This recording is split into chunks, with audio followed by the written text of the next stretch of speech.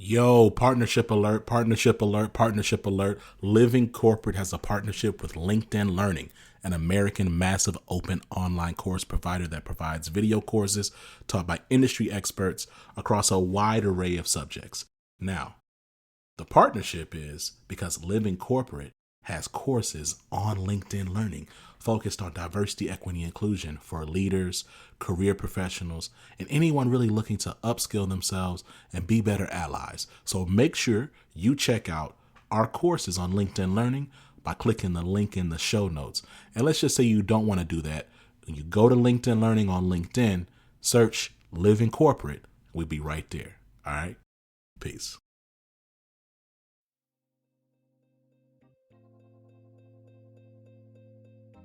Welcome to another edition of the group chat, Radical Change with Vonda Page. I am your host, Vonda Page. And, it's Black History Month, and we are going to talk about it. First and foremost, as I think about Black History Month, there's so many amazing things to think about and so many conversations to be had when it comes to being able to commemorate and celebrate the contributions that Black people have made to the world. And at the same time, there's a conflicted feeling that I have from the standpoint of why we even have to continue to still justify the equality and the owed reparations from all the contributions that we've made. And so what I was thinking about as I was preparing for today was a couple of things, but I think the first is when you think about power and influence, and you think about how people use, right, either their power or influence. And we know that people have choices. And when you think about the limited amount of Black people, right, in our population, so 13%, right, Black population in America, 6% Black women in America. That's not a big number, right? 6% out of 100. And so when you're looking at things from a proportionality sort of standpoint, you say, okay, well, if all or many or a good number of the Black women who have any sort of position or power or influence are trying to use that, right, for good, then what about all these other groups? What about these other people? What about these companies and entities? How are they using their power? So I am not a big football fan because of the trauma and brain damage that it does. Although, growing up in the 70s and being a teenager in the 80s, right? And kid, I grew up, of course, watching football. I don't watch football now. If it is on, and let's say I am at a bar or a restaurant or something, I might look at it, but I don't like to watch it. But of course, I watched the halftime show from the Super Bowl, and I really got a chance to watch it again this morning. And of course, it was everything and more. And the thing that I thought, that I heard people talk about in various ways this week was how Eminem, who is one of my favorite rappers, used his power, right? And used his voice to do something that only he could do. And I'm going to tell you, those of you who are not on TikTok, you need to get on TikTok. And TikTok, like every other app, right, has good and bad places. And it has places that are probably more aligned to your individual values and things that you think about. Well, if you can manage to find your way onto Black woman TikTok, which is, of course, the best TikTok, you will see some people that, were giving some amazingly articulate explanations in a much better way than I could ever do about how Eminem used his power, right? And how he is the only person that could have taken a knee. And it just was, everything about it was so beautiful, right? The entire thing, of course. I mean, to see Queen Mary, just come out and do her thing. You know, Snoop Crip walking with his outfit, Dre after having that aneurysm. I don't know if y'all know he had an aneurysm. I think it was in last year, if I remember correctly. And then some people broke into his house when he was in the hospital unconscious. That was jacked up. But to see him looking good and healthy and big, a lot of times after people have an illness, they lose weight. And so he looked great. I thought it was really terrible that people fat shaming 50 Cent. What the hell? This man is laying upside down, and who knows how many seconds it was before the camera went on him. Okay, I know I can't do that. My upper body ain't dope like that, right? And so, like, people fat shaming a man, and then I was hearing some conversation about people were talking about taking up for people who were shaming 50 Cent, and then shaming him by trying to bring Lizzo into the category. And it's just been it's been very interesting. So I say all that to say, I hope you have had time to check out the halftime show, because it is, Black excellence, Black music excellence at its finest. And for those of you who don't know any of those songs, who are not intimately familiar with those artists and their music, I'm going to encourage you to listen to all of their music individually, listen to their projects together, because it's amazing music.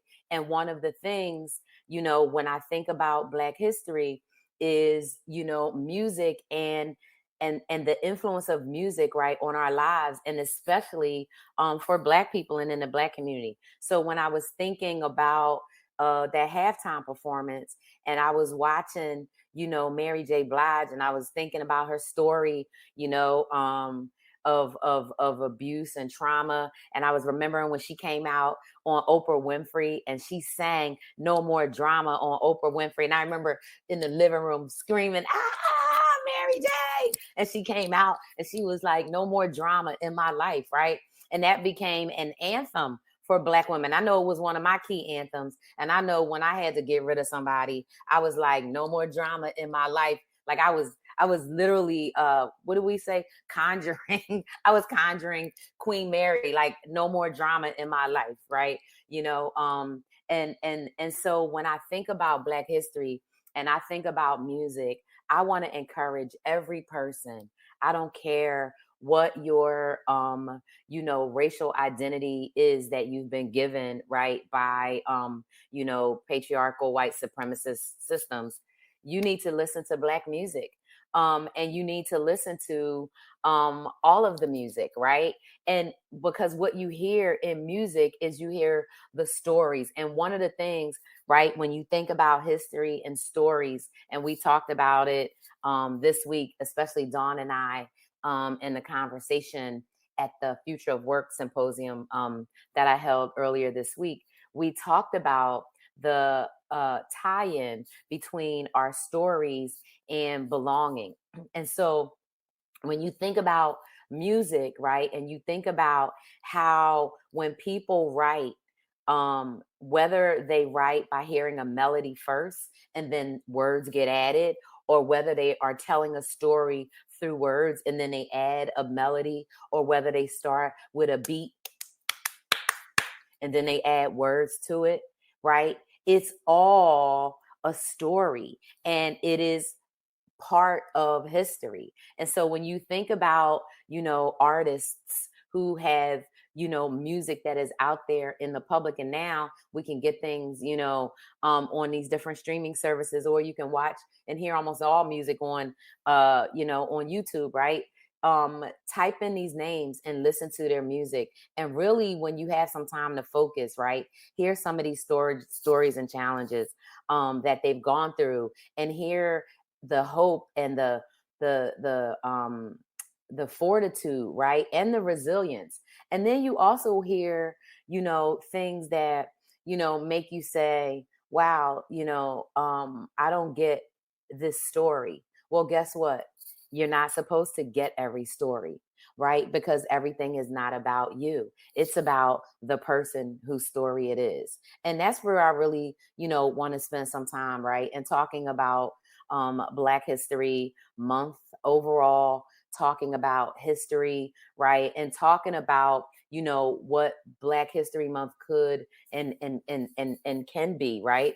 What it could be, rather than tokenism and performance, right? Rather than powerful entities and influential people, right, using their power, we could make it so that tokenism and performance are not happening. We can make it such that powerful entities and influential people can use their power and their influence, right, to advance the causes of Black people. So when Eminem took the knee, it did so much more, right? Because he basically said, I do not give a damn. I have money. He has sold more, right, uh albums than, I don't even know the number, but he's like one of the largest, right, selling people ever, right, when it comes to rap. And so he's not really concerned, right, about his career taking a hit over anything, because he can do it. And to me, it was just such a beautiful display of solidarity. It was such a beautiful display of, I know how to use my privilege, right? Because when you think about, and I've had conversations about this, and I would encourage people to watch any of the previous group chat shows where I'm speaking specifically with Jackie Abram, because we've talked about how racism is weaponized, right, in very serious ways to Black people when we are perceived as stepping out of line in any way, right? So that all of the artists, right?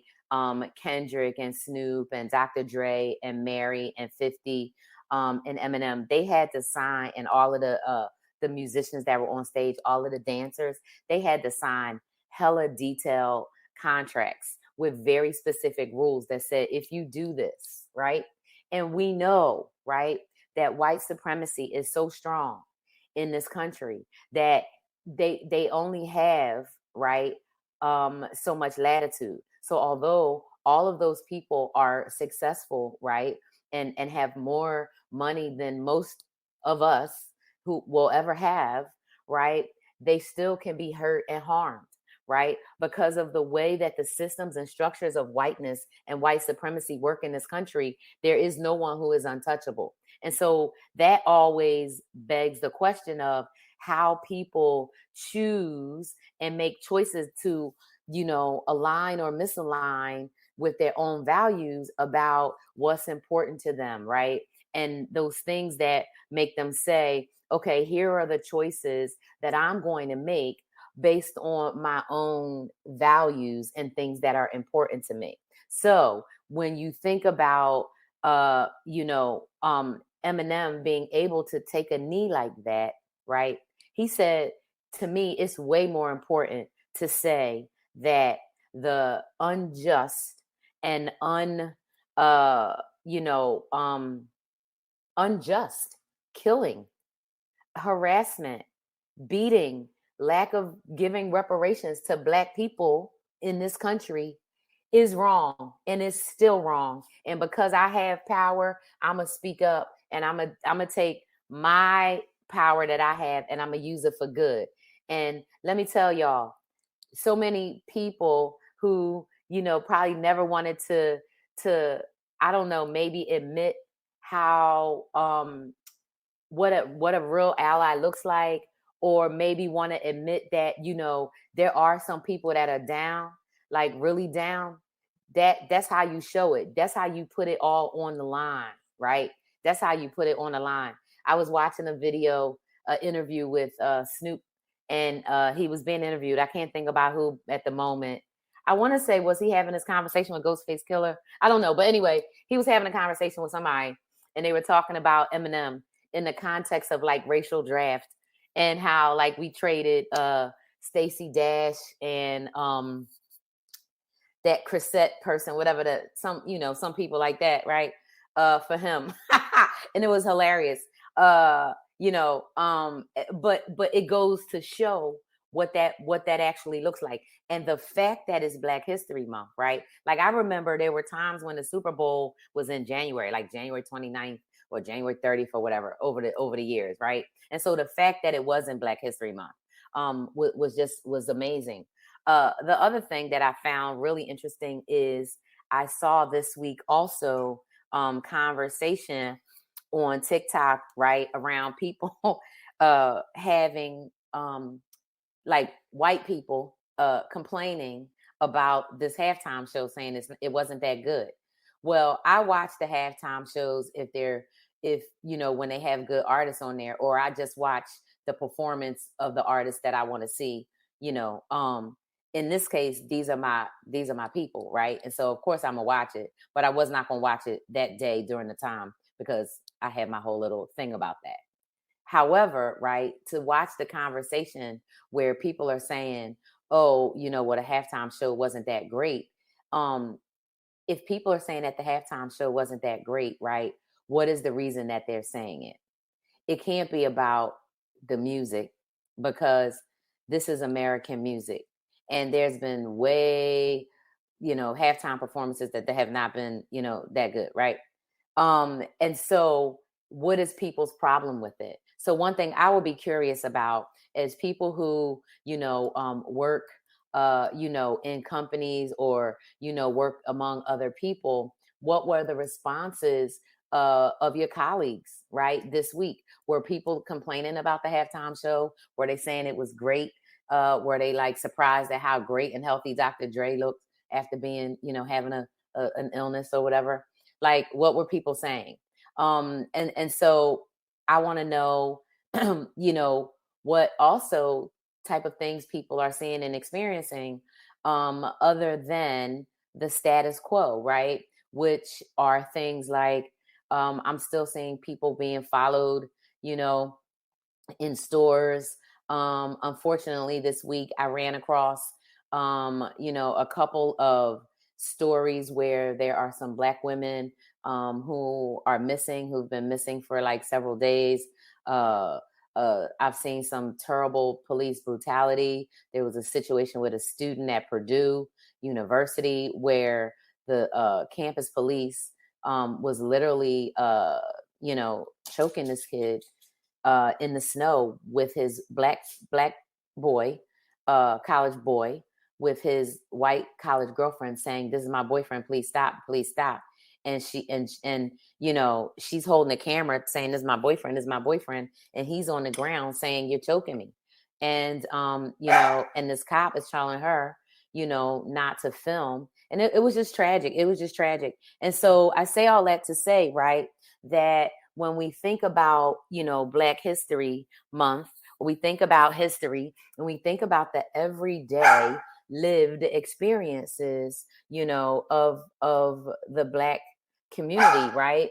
Of all ages. And that experience is still tragic. That experience is still, awful. That experience is still, one that needs to be addressed, that needs to be talked about, right? And so what did Eminem do, right? He stood up and he said, Black Lives Matter, no matter what, right? And one of his raps, and I can't remember which album it's on. I think it's the one with the flag on there. That's one he did from 2017, and he talks about, how these things are still tragically happening. using power, right? And using your power in a way that is going to be impactful. So sometimes, right, and I know I've talked about this before, especially in context or in the reference to even John Graham's book, right, about that balance of security, right, financial security versus freedom, right? That balance of you being able to live in your values and make ends meet at the same time, right? And when you are Black at work, it is not easy to balance that. In fact, it is very, very difficult, right? Because you are always under severe scrutiny. You're always in a trauma response, and you're always trying to react and carry yourself in such a way that you are not going to appear to be threatening or to be aggressive or assertive, or like I was sharing with people last week, this thing of being called too smart, this thing around being too competent and too capable. So that is why, right, we even get these jobs. That is why we even get these positions. So it really, when you think about somebody saying that, you're like, okay, that really doesn't make any sense. And so we're even balancing, how do I not be too smart? Because what we actually know, right, is that the way people react to us, the way people treat us, is never about us. It's always about them, and we know that. So when it comes to America and corporate America, right, which is America, right? Because if you think about all of those people that were sitting around at the signing of the Constitution, right? When you think about those people, when you think about going to war, having a civil war, right, over wanting to keep human beings as property, that was a business. Black bodies was a business. And that business got shut down for the most part, right? En masse, the business got shut down, even though we know, right, that the business of Black bodies is still running rampant because we have private prisons all over this country. And what are we doing with those human beings in those prisons? We are making them do manual labor, right?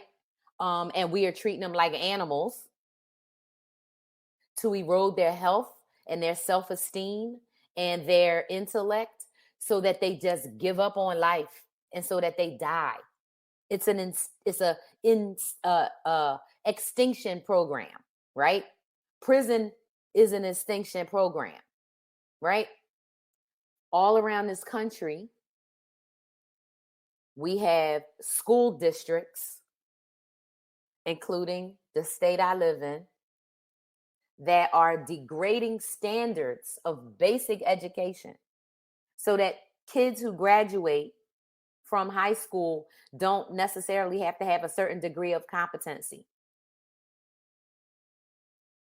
How are we going to raise up and train the next generation of technologists and scientists and mathematicians and botanists and explorers and doctors?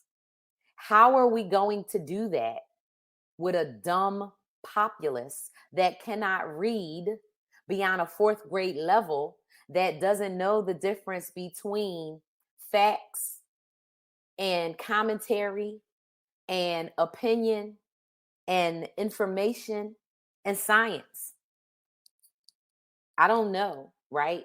But what I do know is that it's very important that we stay aware and stay cognizant, right, of that balance, and making sure that we know who is in those positions that have some power, that they can do something with it.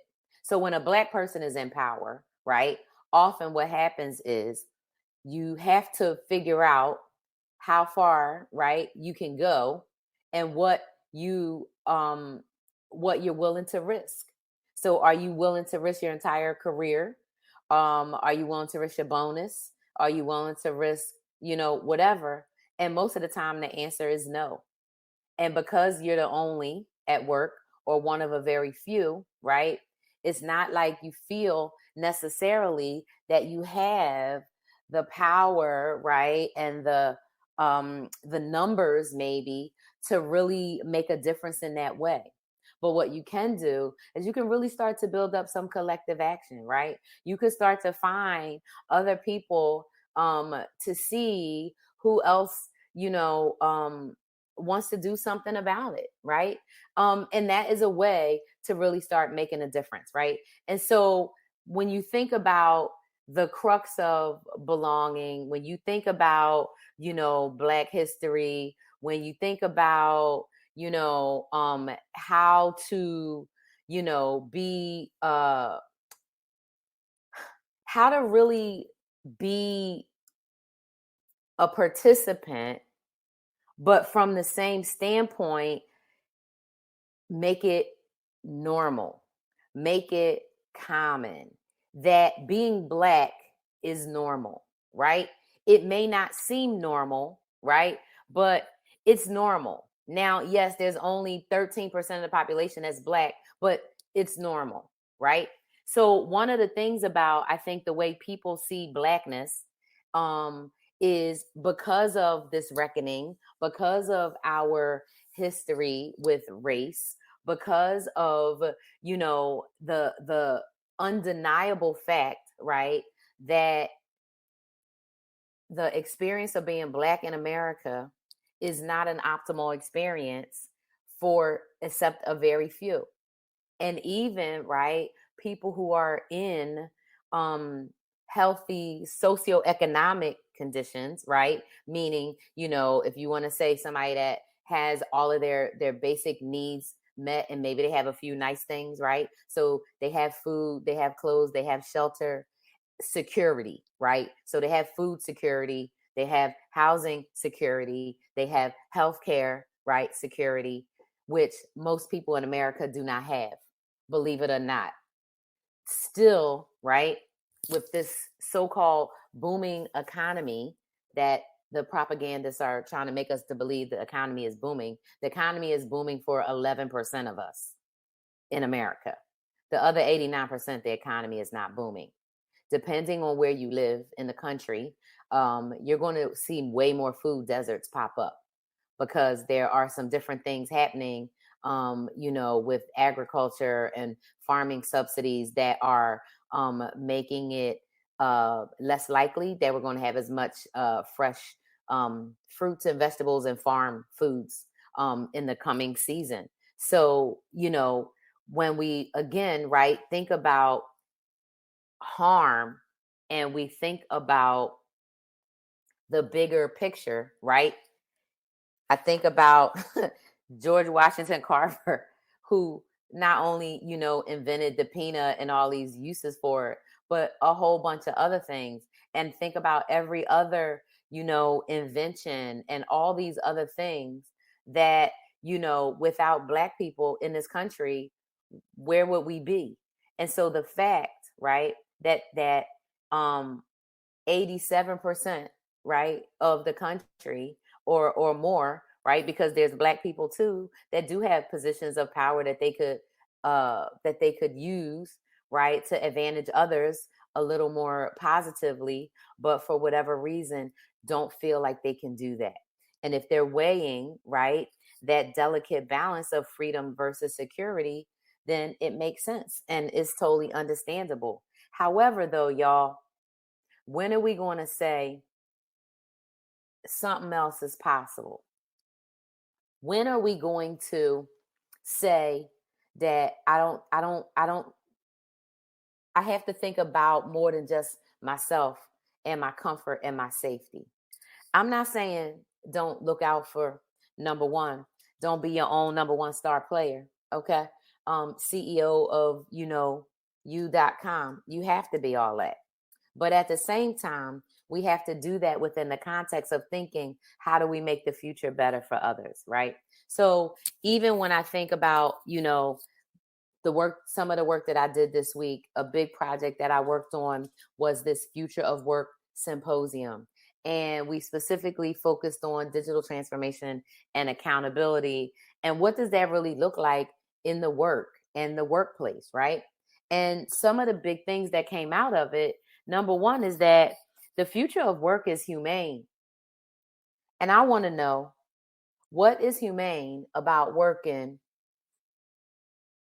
8, 9, 10, or maybe even more hours a day,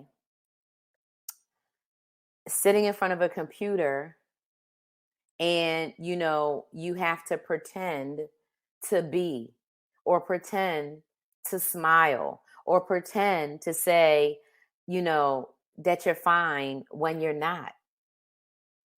What is humane about somebody making sexist, misogynist, racist, trans, or homophobic comments, slurs, or using that language?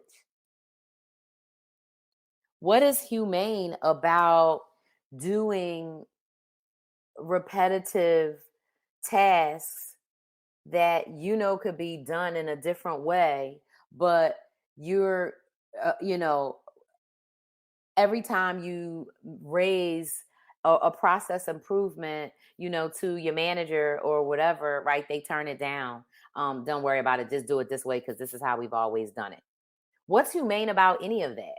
And so one of the things, right, that people don't understand, and I hope, as we have 9 more days left in Black History Month, because they're giving us until March 1st, as we go through these 9 days, right, I want to know, and I want to see, and I'm hoping, right, more people that are leaving the workforce, more people that are going to start their own businesses, more people that are going to become self-employed, more people that are going to become solopreneurs, because the workplace as it is not humane. And I really, frankly, don't think that is a lot of change that we can make within these current systems. I think that we're going to have to build up systems alongside of these and show the alternatives, and operate within these alternatives, and abandon these other ones. Because I also believe, and I actually know, because I've been, around for a long time, that those powerful entities and influential people, they're not going to give up their power or their influence, because they don't understand that life is not a pie. They don't understand that, right? They don't understand that just because 6% of the population would like 6% of the jobs, and 6% of the leadership roles, and 6% of the VC funding, and 6% of everything, just because we just want 6%, right? Why is that so terrible, right? And so to think about, what that looks like from a standpoint of, really, equity, right, which we know is basically a BS, kind of a thing, right? Equality is basically a thing that, based on what we know and how things are operating, right, the likelihood of being able to say, okay, we're going to change fundamentally some of these deeply rooted systems and structures that are being upheld, right, purposefully through policies and laws and stuff. So it's a lot of work that we have to do. And I'm not saying that it cannot be done. However, what I am saying, though, is that the way to the most significant and fast moving change, right, is to construct new things, right? So one of the things we talked about also this week in the symposium was, we also talked about new power systems, right? And different dynamics and different systems that are, being operated or effective in other parts of the world, and in even certain companies when it comes to power sharing, right? But that goes against how capitalism goes, right? That goes against how the our system here in America has trained us all, right?